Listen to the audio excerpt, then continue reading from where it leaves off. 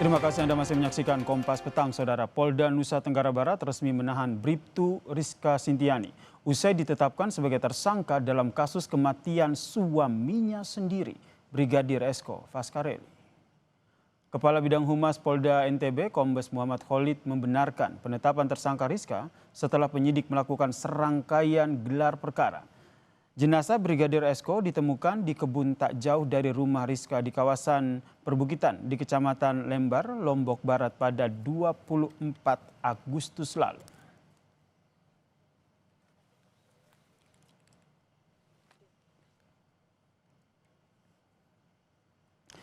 Ya, hasil gelar perkara penyidik menetapkan istri Brigadir Esko berinisial R menjadi tersangka, kata Kabid Humas Polda NTB, Kombes Muhammad Khalid, dalam pesan singkat kepada kompas.com.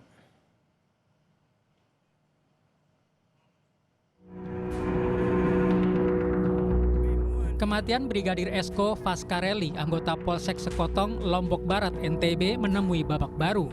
Kini Bribtu Rizka Sintiani, sang istri, ditetapkan sebagai tersangka. Kuasa hukum keluarga Brigadir Esko, M. Sarifudin, berharap proses hukum perkara tersebut dapat berjalan lebih cepat, termasuk segera melaksanakan reka ulang atau rekonstruksi agar berkas segera dilimpahkan ke jaksa dan sidang bisa berlangsung. Jadi perkara sudah naik ke tahap penyidikan, terus ada beberapa hal, keterangan saksi dan lain sebagainya sudah diperiksa juga, dan ada keterangan saksi yang dibutuhkan, kami akan lengkapin. Dan intinya itu rahasia penyidikan dan dalam waktu dekat mungkin akan diungkap. Kabid Humas Polda NTB, Kombes Muhammad Khalid, mengatakan pihaknya sudah memeriksa 55 saksi yang membantah penanganan kasus ini berjalan lambat. Saya pikir enggak ada. Kita lebih berhati-hati karena ini adalah proses pembuktian ilmiah, ya kita harus tidak boleh asal. Jadi kita harus memastikan alat buktinya juga jelas sehingga peristiwa menjadi terang benderang. Mungkin itu ya.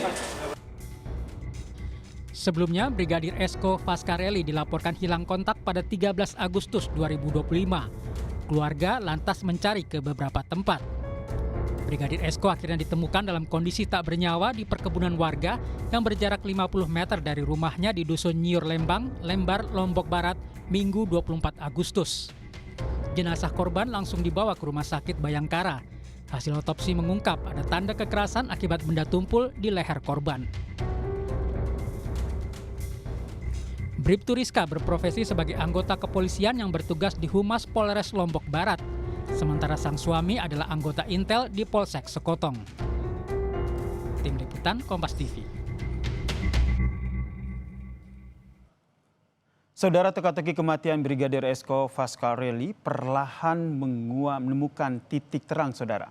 Setelah hampir sebulan berlalu, polisi akhirnya menetapkan Bribtu Rizka Sintiani yang merupakan istri dari Brigadir Esko sebagai tersangka.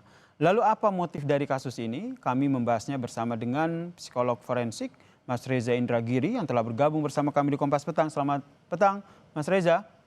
Selamat petang, Assalamualaikum. Mas Reza, kalau dalam kasus seperti ini di mana istri menjadi tersangka, menurut Anda apakah motifnya erat kaitannya dengan urusan keluarga, urusan rumah tangga?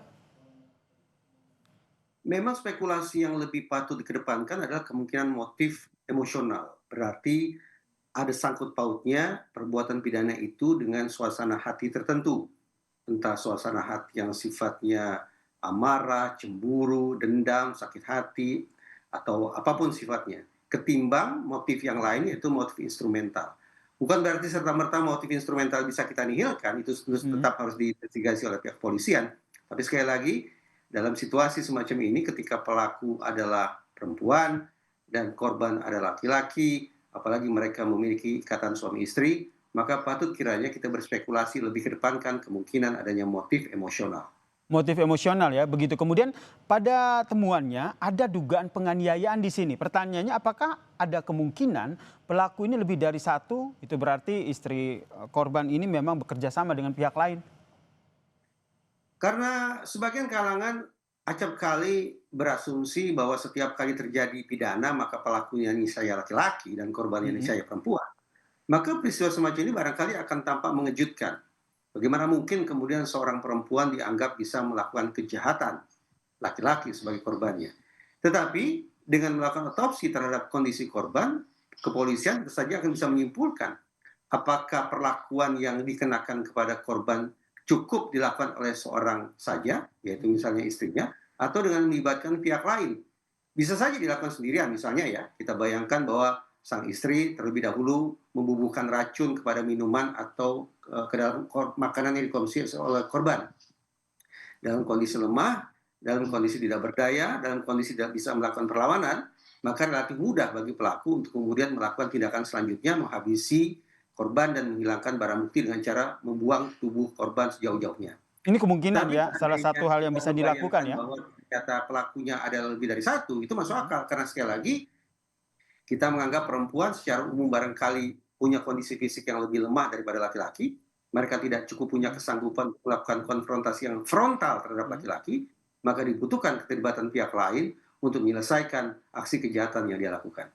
Kemudian dalam temuannya juga korban ini dibuang tidak jauh dari lokasi rumah mereka sendiri. Anda membacanya seperti apa hasil temuan ini? Memang hitung-hitungan di atas kertas, aksi kejahatan yang paling ideal adalah dilakukan di lingkungan yang betul-betul dikuasai oleh si pelaku. Karena dia memahami kerawanannya, karena dia memahami bagaimana menaklukkan korban di tempat yang katakanlah terlindungi, bagaimana kemudian dia bisa menghilangkan barang bukti, bagaimana dia bisa menghilangkan jejak-jejak kejahatan, membangun alibi, dan seterusnya, dan seterusnya.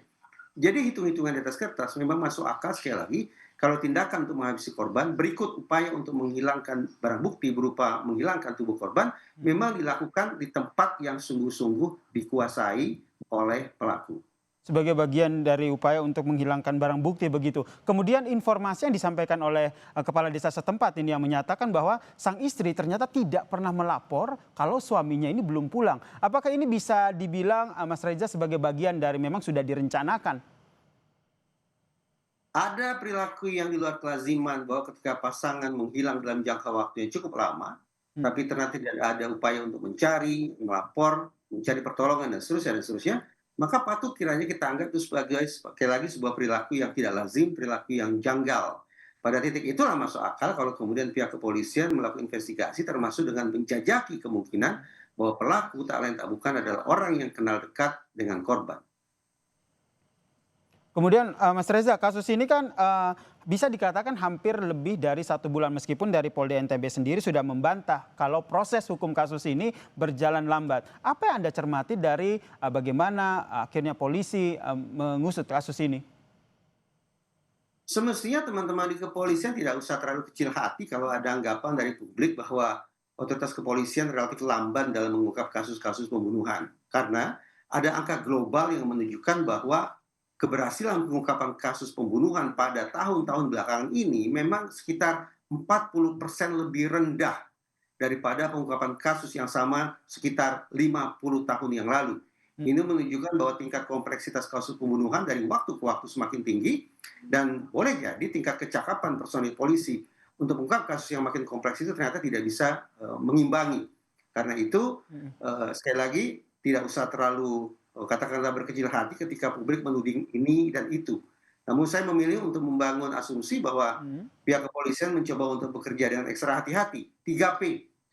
Proporsional, prosedural, dan profesional. Termasuk dengan menggunakan pendekatan-pendekatan saintifik. Oke, karena bekerja dengan hati-hati itu makanya polisi juga tidak langsung mengumumkan sebenarnya apa motifnya pada saat mengumumkan ada 1 tersangka dari kasus ini. Walaupun sesaat lalu saya katakan polisi tetap perlu bekerja ekstra hati-hati, namun ini laksana pedang bermata ganda. Karena kelambanan otoritas kepolisian dalam mengungkap suatu kasus, pada sisi lain bisa akan menumpulkan efek jerah. Ketika penegakan hukum, ketika pengungkapan kasus tidak memenuhi unsur kecepatan, tapi kelambanan, maka efek jerah tidak akan muncul. Baik efek jerah langsung maupun efek jerah tidak langsung. Dalam konteks ini, efek jerah tidak langsung adalah ketika publik skeptis terhadap kemampuan kerja kepolisian dalam mengungkap kasus, sehingga tidak terlalu kemungkinan akan terjadi duplikasi perilaku atau peniruan perbuatan pidana. Baik, terima kasih Mas Reza Indragiri atas informasi dan juga pemaparannya terkait dengan kasus kematian Brigadir Esko yang ternyata istrinya menjadi tersangka. Salam sehat Mas Reza. Terima kasih.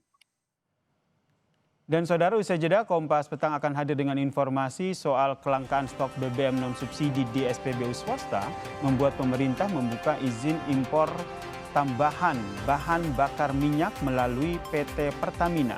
Kolaborasi ini dilakukan dengan berbagai syarat demi menjaga kualitas dan harga di masyarakat. Selengkapnya usai jeda dalam catatan Kompas TV. Hindari monopoli impor BBM, jaga hak konsumen.